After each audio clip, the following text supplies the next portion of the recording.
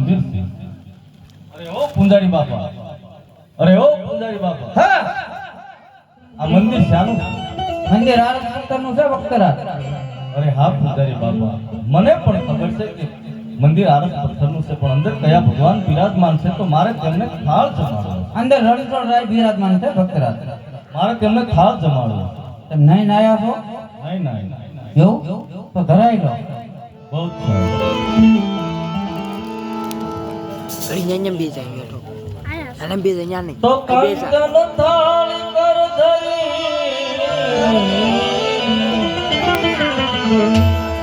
અને યુવા છે જસુદામાં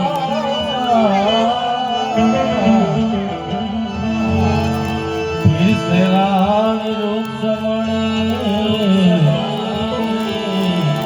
તમે જમો ને ભગવાન. હારે કાન કયા કદમ ને